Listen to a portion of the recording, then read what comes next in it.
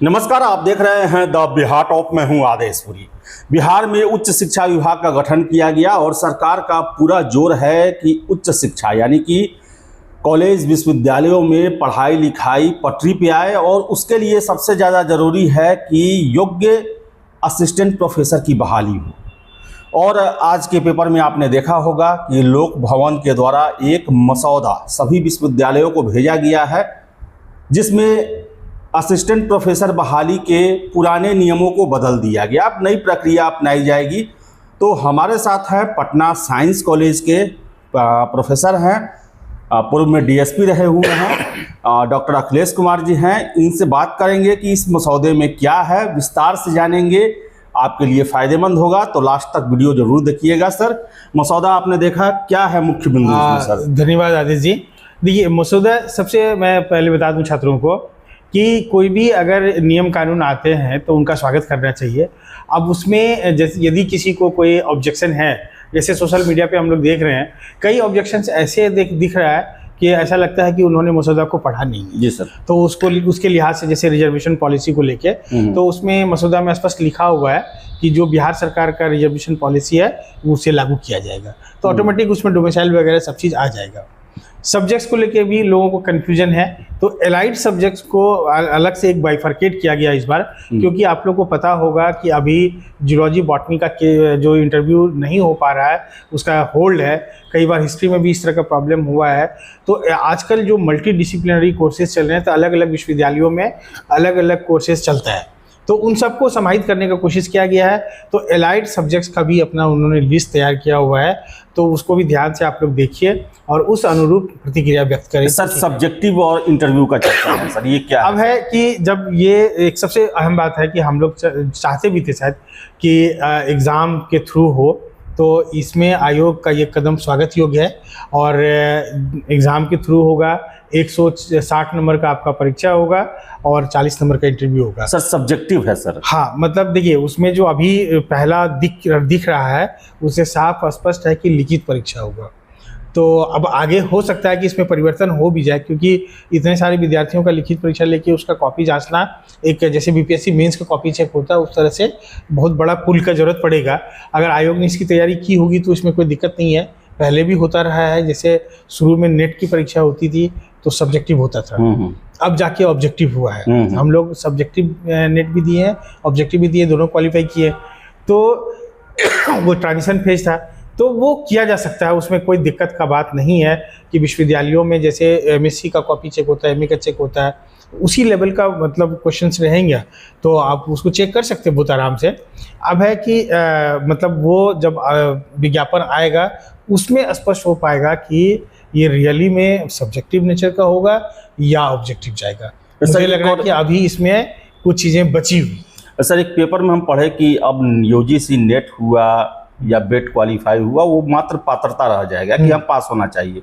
Sir, बेट का आयोजन क्यों नहीं बिहार में हो रहा, उसको लेकर क्या आप लग रहा है? देखिए, जैसे अगर मतलब हम भी उस मसौदा को पढ़े हैं, तो उसमें नेट, पीएचडी और स्लैश में स्लेट SCT करके दिया हुआ है, तो उसी को बिहार में बेट कहते हैं हम लोग। तो मुझे लग रहा है कि बहुत दिनों से बिहार में बेट हुआ नहीं है।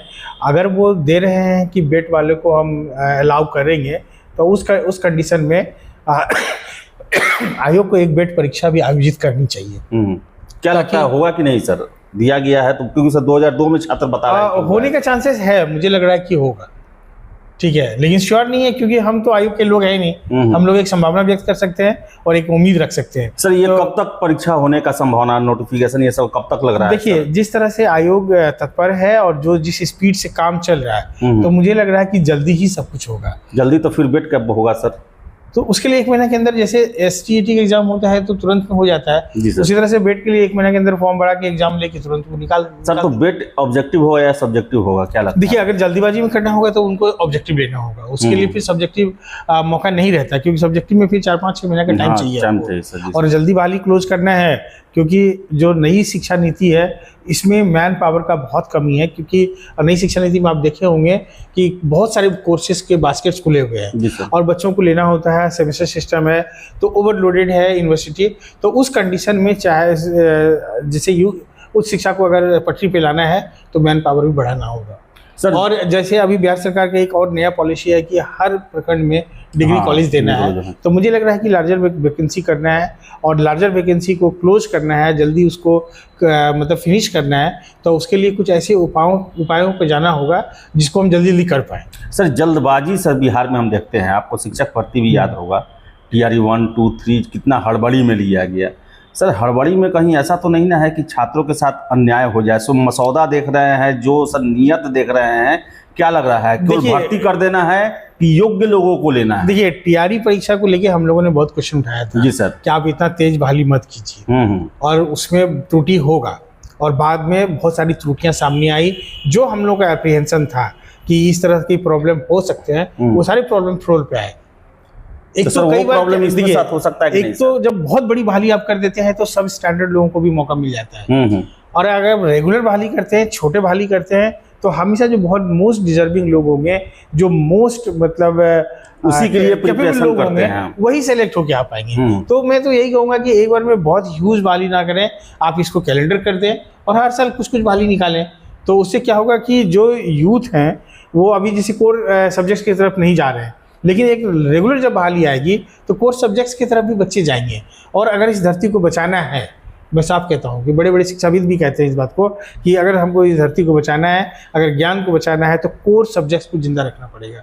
केवल हम वोकेशनल के बल पे एक मतलब जॉब प्राप्त कर सकते हैं, लेकिन इस दुनिया में ज्ञान का प्रचार प्रसार, ज्ञान का जो प्रोपगेशन है, फैलाव है, वो वोकेशनल सब्जेक्ट से नहीं होगा सर। वो हमेशा कोर सब्जेक्ट होंगे, और कोर सब्जेक्ट को जिंदा रखने का सबसे बेहतर तरीका यही सब है। सर कोर सब्जेक्ट जिंदा रखने की बात करते हैं तो जिंदा सर रहता है कॉलेजों में, विश्वविद्यालयों में, जहां पर अध्ययन होता है, शोध होता है। अभी जो विश्वविद्यालयों का कंडीशन है बिहार में सर, अगर हम पटना यूनिवर्सिटी के कुछ कॉलेज को छोड़ दे सर, तो क्या आपको लगता है कि बहालियों पर भी जोर रहेगा कि पठन पाठन शोध ये सब जो होता है, रिसर्च ये सब जो होता है, उस पर भी सर जोर दिया जाएगा? उसको लेकर आपको ड्राफ्ट कुछ दिख रहा है कि नहीं सरकार के द्वारा? देखिए, मतलब उस पर भी बात चल रही है, क्योंकि हायर एजुकेशन को अगर दुरुस्त करना है तो तमाम पहलुओं पे काम करना पड़ेगा, एक पहलू पे काम नहीं करना पड़ेगा। जो कमियां हैं, जो हमारे चैलेंजेस हैं, उनको चिन्हित कीजिए और एक एक करके उनको दूर कीजिए। क्योंकि मतलब जो चाहे बेसिक इंफ्रास्ट्रक्चर हो, चाहे शोध को बढ़ावा देने का बात हो, या मतलब बाकी चीज़ों का हो, तो इसमें मतलब कॉलेज प्रशासन को, विश्वविद्यालय प्रशासन को, बीइंग अ टीचर, हमारे जैसे लोगों को भी जिम्मेदारी लेना होगा, तभी उस दुरुस्त होगा। ऐसा नहीं कि केवल हम एक जगह थोपेंगे। सर प्रयास नजर आ रहा है सरकार के द्वारा, आप लोगों के द्वारा, विश्वविद्यालय नहीं, प्रयास देखिए, प्रयास है अभी, जैसे कि हायर एजुकेशन पे काफ़ी बल दिया जा रहा है और इसमें नए नए चीज़ों को लागू करने का कोशिश हो रहा है। लेकिन बिहार जैसे स्टेट में, जहाँ पे कि ग्रॉस इनरोलमेंट रेट जो हम लोग कहते हैं हायर एजुकेशन में कम है, उसको भी बढ़ाने की बात चल रही है। और उसके लिए जो हमारे स्टेट यूनिवर्सिटीज़ हैं, उनको भी मजबूत बनाने का ज़रूरत है। जो रूरल एरियाज़ में, रिमोट एरिया में कॉलेज हैं, उनको भी बहुत अच्छा करने का ज़रूरत है। मैं एक बात कहूँ कि केवल एक इंस्टीट्यूशन को आप सेंटर पर एक्सेलेंस बनाते हैं तो उसमें जितने बच्चे लिमिटेड हैं वही केवल लाभान्वित होंगे। अगर आप बहुत सारे सैकड़ों इंस्टीट्यूशन को स्ट्रेंथन करते हैं तो एक छोटे जगह में जो स्टूडेंट है उनको भी एक अच्छा मौका मिलेगा।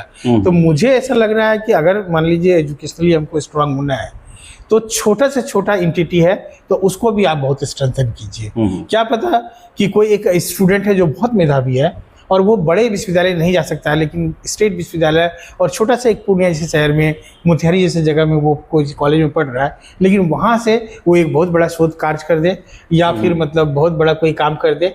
तो ये मतलब मैं कह रहा था कि जब छोटे जगहों में भी व्यवस्थाएं दुरुस्त होंगी, रेगुलर क्लास चलेगा, तो उस परिस्थिति में तो वहाँ भी एक मेधावी छात्र को मौका मिल पाएगा। इस पे किसी का नज़र नहीं है। वो सोचते हैं कि कोई एक विश्वविद्यालय को बहुत बड़ा बना दे, एक IIT को बहुत स्ट्रेंथन कर दे, IIM खोल दे। ऐसा नहीं होगा। आप वही कोर्सेस, आज MBA का कोर्सेस पटना विश्वविद्यालय में भी चल रहा है, आपको पता होगा। लेकिन यहाँ हम क्यों उसको उतना क्वालिटी नहीं मानते? क्योंकि उसको स्ट्रेंथन करने की जरूरत है। आप मतलब जैसे बायोटेक्नोलॉजी का कोर्सेस है, वो जगह जगह भी चल रहा है। तो सब जगह अगर हम लोग करेंगे तो बहुत बड़े वॉल्यूम में स्टूडेंट्स को मौका मिलेगा वो मतलब चीज़ों को आगे ले जाने का। जब ये चीज़ें होंगी तब हमारा ज्ञान बहुत फैलेगा। सर ज्ञान फैलेगा। सर आपने शुरुआत में बात किया था सर कि डोमिसाइल का आपने यूज़ किया था। सर डोमिसाइल जिस तरह से TRE में दिया गया है कि बिहार के युवाओं के लिए 85% जो है सीटें रिजर्व रहेंगी। सर उस तरह का प्रावधान इसमें किया जाएगा कि नहीं, करना चाहिए? देखिए एकदम किया जाएगा, क्योंकि मैंने ड्राफ्ट में देखा है एक लाइन उसमें लिखा हुआ है कि जो बिहार सरकार का रिजर्वेशन पॉलिसी है वो लागू होगा। रिजर्वेशन तो सर वो 50-60% ही रहता है ना, 60% नहीं, है। उसी में मतलब देखिए बिहार सरकार का रिजर्वेशन पॉलिसी है तो उसके तहत जितनी चीजें हैं समझे, तो वो सब लागू हो जाएगा, ऑटोमेटिक लागू। तो सर एग्जाम बीपीएससी से लिया जाए, ऐसा छात्रों का डिमांड है सर, इस पर क्या कहिएगा? देखिए अब इसमें विश्वविद्यालय सेवा आयोग का गठन हुआ है तो उसका काम ही है कि कॉलेज में बहाली करना। अच्छा। तो इसमें मतलब मुझे नहीं लग रहा है कि वो इस तरह का मांग करना कोई बहुत उचित मांग है। अब क्या बीपीएससी के ऊपर प्रश्न नहीं उठे हैं? उठते हैं, तो आपको कहीं ना कहीं एक भरोसा तो करना होगा।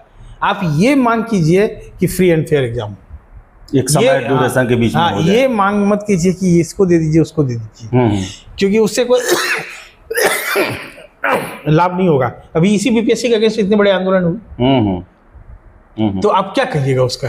फिर तो मान ली बोलेंगे कि, और कुछ लोग बोलेंगे कि बीपीएससी पे हमको भरोसा नहीं, कहीं और दे दीजिए। तो हमारे स्टेट का एजेंसी है, उस पर हमको भरोसा करना है। आप मांग कीजिए, लगातार मांग कीजिए कि हमको कहीं भी कोई त्रुटि नहीं होनी चाहिए। अगर कोई त्रुटि हो रहा है तो उसको उस पर आवाज़ उठनी चाहिए, ताकि जो मोस्ट डिजर्विंग लोग हैं उनको मौका मिले। तैयारी का सर अब आता है सर, तैयारी के लिए बहुत सारे कोर्सेज हम देख रहे हैं ऑनलाइन में को लेकर, फिर से असिस्टेंट प्रोफेसर को लेकर। लेकिन जो नया मसौदा आया है सब्जेक्टिव, अब इसमें तो सब कुछ सर बदलना पड़ेगा सर। इसमें पढ़ाई को लेकर क्या कहेंगे सर? देखिए ऑनलाइन मास्टर लोग सर कामयाब हो पाएंगे? अब एक बात मैं देखिए, पढ़ाई को लेकर मैं तो हमेशा कहता हूँ, चाहे कोई भी तैयारी करते हैं, किसी भी कमीशन की तैयारी करते हैं, तो आपको हमेशा जो एग्जॉस्टिव पढ़ना होगा, विस्तार से पढ़ना होगा। अगर आप विस्तार से नहीं पढ़ेंगे तो हमेशा आपका गाड़ी फंस जाएगा। तो जो लोग भी अभी मतलब ऊपर ऑब्जेक्टिव के चक्कर में होंगे उनका गाड़ी फंसेगा। अभी भी मौका है, अभी फॉर्म निकालने में टाइम है। आप एकदम जो एमए का मतलब जो एमए, एमएससी, एमकॉम यानी वही आपका एलिजिबिलिटी क्राइटेरिया है, तो आप उस सिलेबस को बहुत अच्छे से पढ़िए तो आपको कोई दिक्कत नहीं होगा। कोई दिक्कत नहीं होगा। और नेट का जो सिलेबस है, CSIR का जो सिलेबस है, उन दोनों सिलेबस को आप आधार बना लीजिए, और जो प्रीवियस ईयर्स के पेपर्स हैं उनको आप लोग ज़रूर देखिए, नेट का और नेट JRF का और CSIR का, तो उससे आपको बहुत सहयोग मिलेगा। सर कब तक एग्जाम का सर आपको लग रहा है चांस सर? एग्जाम का सर कब तक चालू हो जाएगा सर? जुलाई अगस्त तक सर एग्ज़ाम?